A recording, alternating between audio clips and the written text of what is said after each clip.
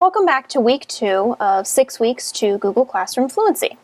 This week we're going to focus on getting your students into classes, and we're going to have some things in there for them to do, like answering a question, and we're going to also invite our students. So you'll notice in my screen, here's my class that I created last week. So go ahead and get yourself logged in. Remember, you need to be logged into whatever your school account is. I'm going to go ahead and click on my class. Looks just like it did last week. Again, you'll notice I still don't have any students yet. That's okay, we're going to get some here in a few minutes.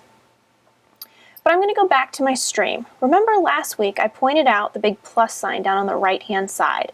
Today we're going to go ahead and click that, and we are going to do what's called creating a question. You'll notice since this is the first time you've ever done this, Google's going to give you a handy-dandy help box. I'm going to say, okay, got it. And in my question, I want to get this posted so that as my students join my class, they have something to do with it. For our purposes, I'm just going to ask something simple like, what's your favorite color? But I would suggest using this question feature for all sorts of things, entrance tickets, exit tickets, polling your students. The possibilities are endless. You can add instructions if you need to.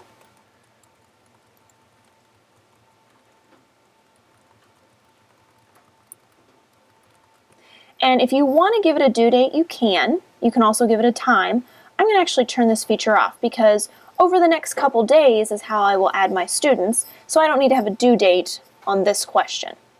Again, just like we looked about in the About section, you can add a file, you can pull something directly from your Google Drive, you can add a YouTube video or a link. So I'm going to go ahead and say ask, but I want to point one thing out to you.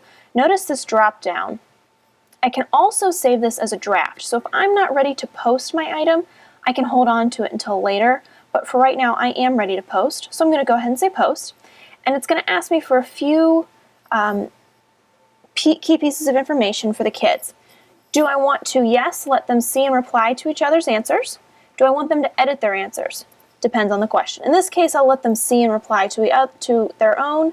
I will go ahead and let them edit their answers since I'm not asking anything crazy here. I'll go ahead and say ask.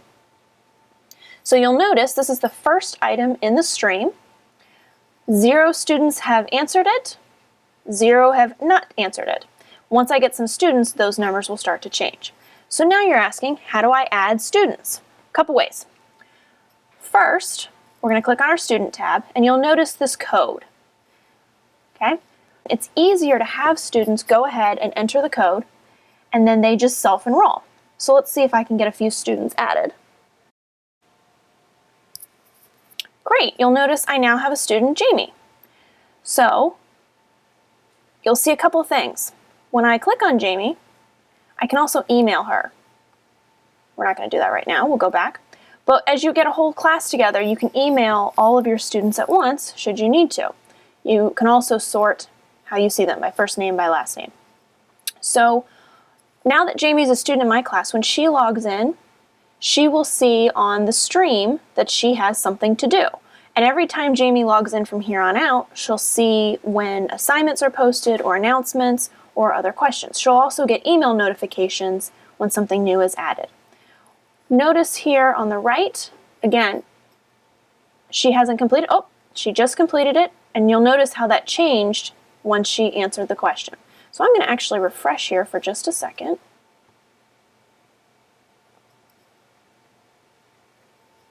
Okay, and we can go in and we can check out her answer. I can reply, and if you'll remember, I had it set up so that other students can reply. And once I get more students added, they can go in and add comments to each other.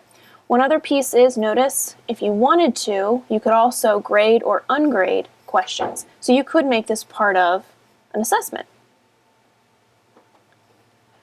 All right, that's it for week 2. So your job this week is to get your kids enrolled. Have them log themselves in using that code, and remember to stress to them, if this is the first time they have ever logged into Classroom, they will see a screen that lets them choose to be either a teacher or a student. If they are truly students, they need to choose the student option.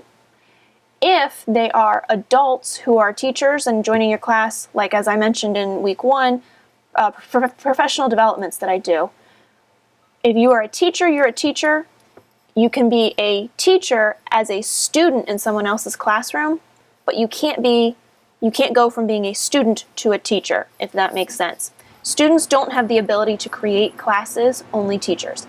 If you happen to pick the wrong button, as in I'm a teacher and I accidentally picked student, when I very first logged in, you'll have to go back to your domain administrator and get that changed.